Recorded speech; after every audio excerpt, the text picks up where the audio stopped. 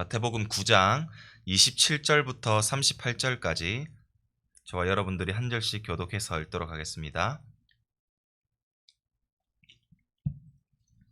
예수께서 거기에서 떠나가실새 두 맹인이 따라오며 소리질러 이르되 다윗의 자손이여 우리를 불쌍히 여기소서 하더니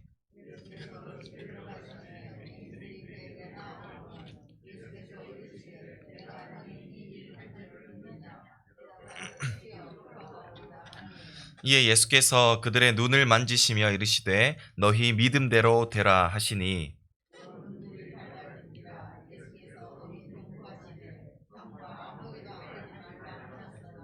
그들이 나가서 예수의 소문을 그 온 땅에 퍼뜨리니라.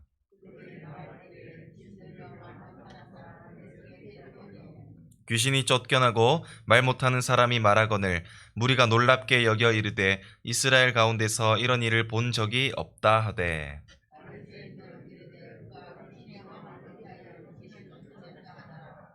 예수께서 모든 도시와 마을에 두루 다니사 그들의 회당에서 가르치시며 천국 복음을 전파하시며 모든 병과 모든 약한 것을 고치시니라.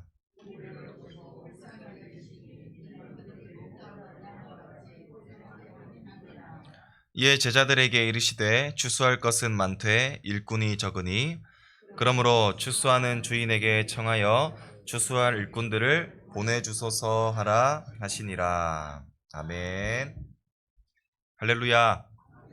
오늘도 우리 월요일 우리 새벽의 첫 시간 우리 하나님께 드려 나오신 모든 성도님들 가운데 하나님의 말씀이 깨닫게 되는 은혜와 또 우리 마음의 소원과 간구들이 놀랍게 응답받는 그런 은혜로운 새벽 기도회가 될 수 있기를 간절히 소원합니다. 우리 예수님께서는 이제 어느 한 관리의 집에 들어가셔서 관리의 그 죽은 딸의 손을 잡고 그녀를 일으키시니 딸이 살아나는 그러한 기적을 베푸셨습니다.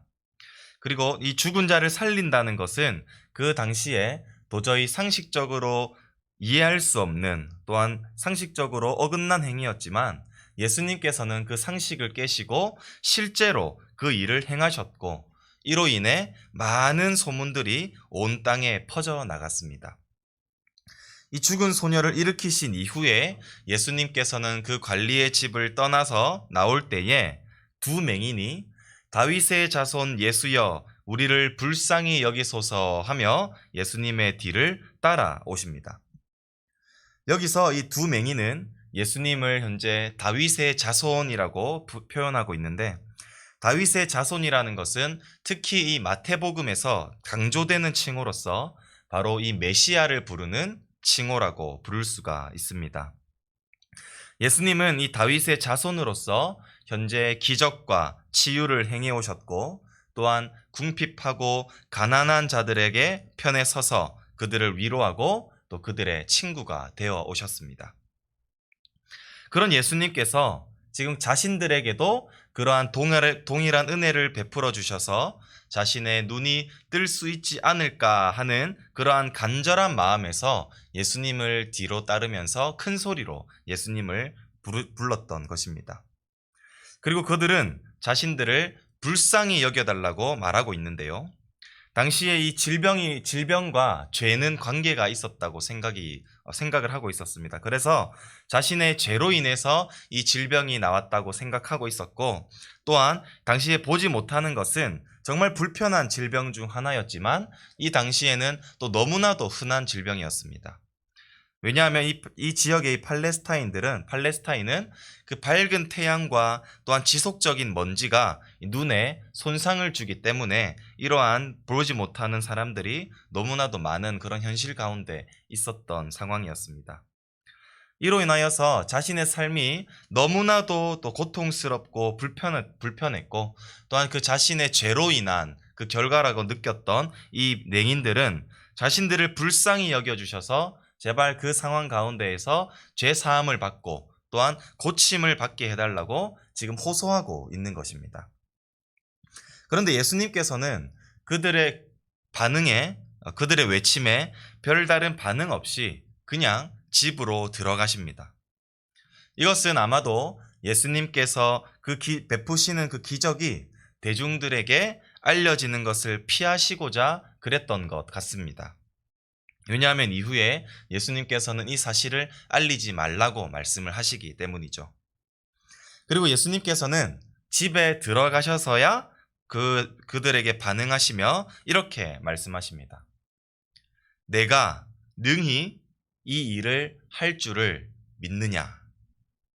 예수님께서는 메시아로서 또 기적을 행하시는 자신의 능력에 대한 이 맹인들의 믿음을 현재 확인하고 계십니다. 두 맹인의 곧 이 맹인들의 구원의 경험으로 이끌기 위해서는 그렇게 맹인들의 믿음을 확인해야만 했던 것입니다.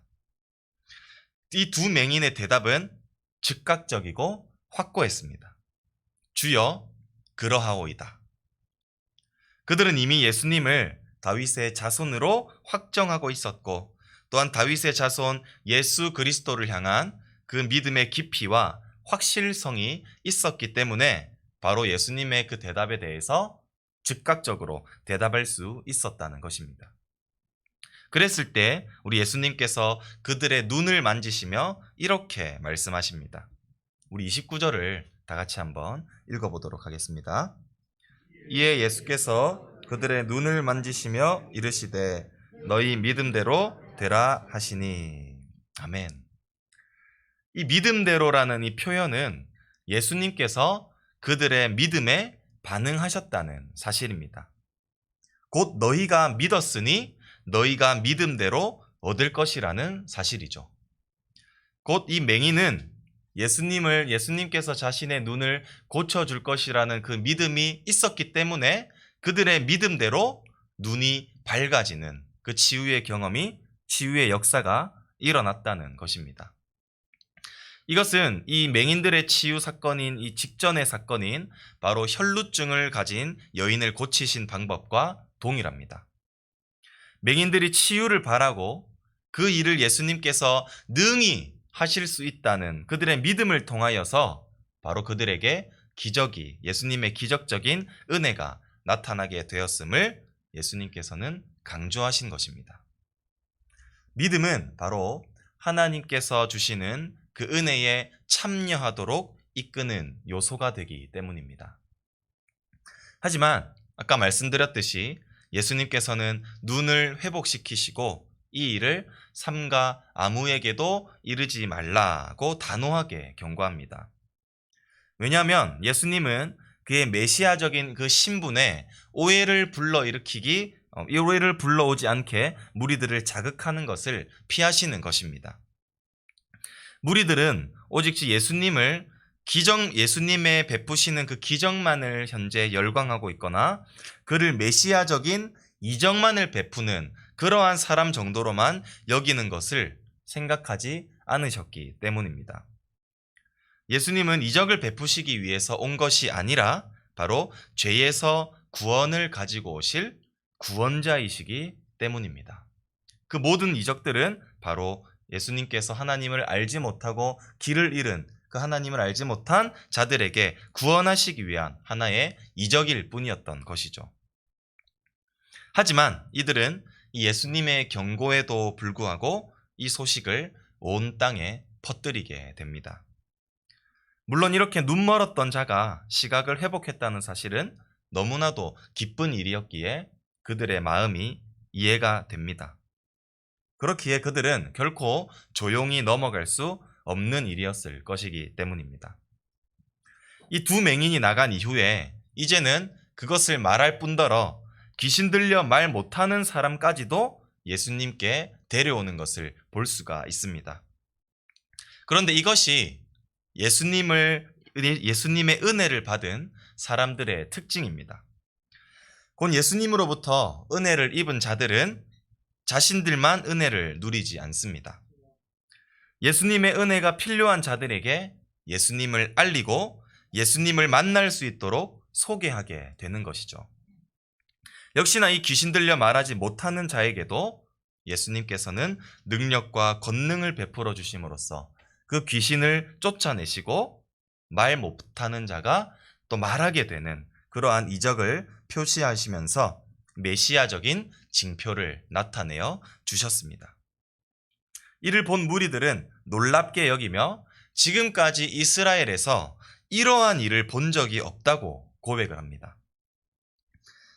이러한 고백을 통해서 알 수 있는 것은 예수님께서 오시기 전에는 이러한 치유의 사역이 어디에서도 나타나지 않았음을 말해주는 것입니다. 곧 하나님의 능력을 지닌 이 예수 그리스도의 사역은 이제와는 비교할 수도 없는 완전히 새로운 차원에 속한 것임을 보여주는 것이죠.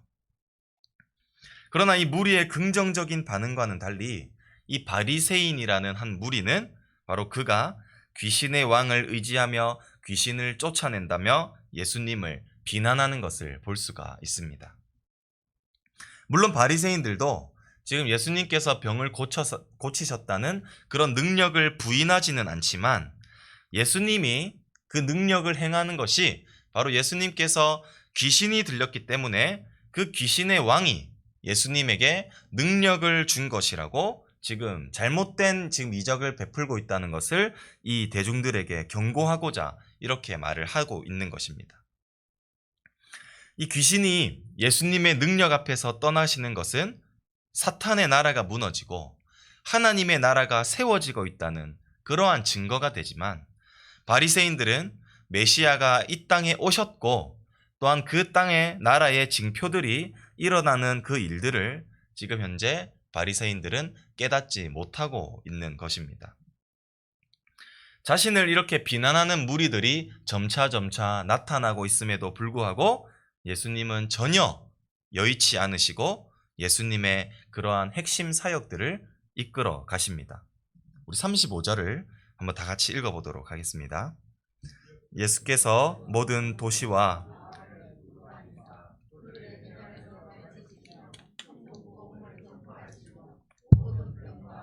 악한 고치시니라. 아멘. 우리 앞전에서도 말씀드린 적이 있지만 가르치시고 또한 복음을 전파하시며 치유하시는 것은 바로 예수님의 사역의 핵심입니다. 예수님의 사역을 통하여서 또한 이 사역을 보시며 또 하시며 이제 무리들을 보시며 이제 불쌍히 여기시는데 이는 많은 무리들이 현재 방향을 잃었기 때문이라고 말씀하십니다. 곧 현재 그들의 목자인 이스라엘 지도자들은 그들을 바른 방향으로 인도하지 못하고 있다는 것입니다. 오히려 이 이스라엘 지도자라는 목자들이 있지만 그들은 양들을 바른 길로 인도하지도 못하고 있으며 양들은 현재 고생하고 기진한 모습으로 살아가고 있는데도 그들을 돌보지 않고 있었다는 사실입니다. 오히려 정죄하였다는 사실이죠. 이러한 무리들을 보시면서 예수님께서는 불쌍히 여기십니다. 그리고 이러한 무리를 불쌍히 여기시는 우리 참된 목자 되신 예수님께서는 불쌍히 여기시기만 하시는 것이 아니라 이를 위해 즉각적으로 조치를 취하시고 이 불쌍한 무리들을 돌보는 일꾼들을 파송하시고자 하십니다. 지금까지 예수님께서는 자신의 사역을 거의 혼자 수행하셨고 제자들은 표면 위로 드러나지 않았습니다. 그러나 이것은 이 계기를 통해서 180도 달라지게 될 것입니다. 예수님을 따라다니고 보기만 하였던 이 수동적이었던 제자들은 바로 하나님의 선교사로서 하나님께서 하시는 그 사역들을 재현하게 됨으로써 목자의 잃은 양같이 살아가는 자들을 보살피고 또한 바른 길로 인도하게 될 것입니다. 사랑하는 성도 여러분, 말씀을 정리하도록 하겠습니다. 첫 번째로 믿음은 예수님께서 베풀어 주실 그 은혜에 참여하도록 이끄는 요소가 된다고 말씀드렸습니다. 혈루증을 앓는 여인뿐만 아니라 맹인들까지도 그들의 병이 치유받을 수 있었던 그 근본적인 원인은 바로 믿음이었습니다. 예수님께서는 메시아이시며 또한 하나님의 큰 권세가 나타나시는 능력이 크신 분이십니다. 그런 예수님께서 우리에게 은혜를 주시고자 요구하시는 것은 단 하나입니다. 바로 예수님 안에 능력이 있다는 것을 너희가 믿느냐입니다. 예수님 안에 능력이 있다는 것을 우리가 믿어 의심치 않게 된다면 예수님께서는 믿음대로 우리에게 주실 줄을 믿습니다. 오늘도 새벽을 깨우신 것은 하나님 앞에 마음의 소원을 간구하시기 위함인 줄 믿습니다. 이 소원들을 믿음으로 간구했을 때 그 소원이 현실이 되는 그러한 은혜로운 새벽 기도의 시간들이 되시기를 소원합니다. 또한 두 번째로 예수님께서는 잃어버린 자들을 불쌍히 여기신다는 그러한 마음을 우리도 가질 수 있기를 소원합니다. 예수님께서는 스스로 어떻게 할 수 없는 그런 목자 잃은 양같이 고생하며 또한 좌절하며 그렇게 쓰러져 있는 그들의 처지를 보시고 마음 아파하셨고 그들을 그냥 내버려 둘 수 없었기에 제자들을 파송하여 그들을 바른 길로 인도하였습니다. 그리고 이 제자들의 그 헌신과 수고를 통하여서 하나님의 그 마음이었던 이방인들까지도 복음이 흘러 들어가게 되었고 마침내 2021년 지금 우리에게도 그 복음이 전해진 것임을 고백합니다. 예수님의 제자들은 이 12명의 제자뿐만 아니라 천국으로 부르시는 예수님께 응답한 모든 사람이 바로 예수님의 제자들입니다. 여러분들은 구원의 확신이 있으십니까? 그렇다면 여러분들도 예수님을 따르는 제자들입니다. 그렇기 때문에 우리는 예수님의 제자로서 하나님을 알지 못해 방황하며 살아가는 그 영혼들을 불쌍히 여기는 마음을 가지고 하나님의 그 추수한 일꾼으로 참여할 수 있는 우리 모든 성도님들이 되시기를 간절히 소원합니다. 그리하여 내가 만난 그 예수님을 기쁨으로 전하고 또한 그 예수님께 우리가 인도할 수 있는 그러한 성도님들이 되시기를 소원합니다. 우리의 일상 가운데로 파송하시어 선교하시길 원하시는 그 예수님의 뜻을 따라서 그리하여 복음을 전할 수 있는 우리 예수님의 제자된 우리 선교사들이 다 될 수 있기를 소원합니다. 그리하여 우리 예수님께서 반드시 이 땅에 다시 오시는 그 재림하시는 그날까지 내 사랑하는 가족과 이웃과 친척들이 모두 구원받아서 우리 모두가 함께 저 천국에서 영원토록 거하는 그날까지 모두가 힘내어서 복음을 전하는 사역들을 잘 감당해낼 수 있는 우리 사랑하는 성도님들 되시기를 간절히 소원합니다. 기도하겠습니다. 참 좋으신 아버지 하나님, 주님의 은혜와 사랑을 감사합니다. 하나님 아버지, 오늘도 말씀하시고 또한 깨닫게 하시고 또한 도전받게 하는 그 은혜가 있을 수 있도록 주님 도와주시옵소서. 아버지 하나님, 정말 그 맹인이 죄 사함을 받을 수 있었던 것은 바로 예수님 안에 나타나는 그 능력을 믿음으로 받았기 때문입니다. 그리하여 예수님께서 믿음대로 될지어다 했을 때에 그 맹인의 눈이 밝아지는 그 능력들을 보면서 우리도 하나님 앞에 정말 하나님의 은혜에 참여하기 위해서는 정말 하나님께서 베푸시는 그 능력이 우리에게도 임할 수 있다는 그 능력임을, 그 믿음임을 우리가 고백합니다.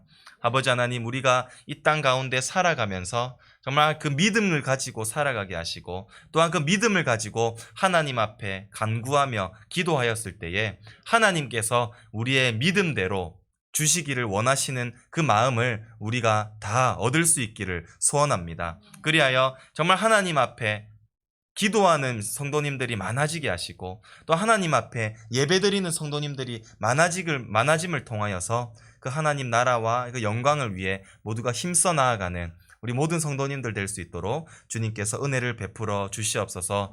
또한 아버지 하나님, 우리를 구원하여 주신 하나님 너무나도 감사합니다.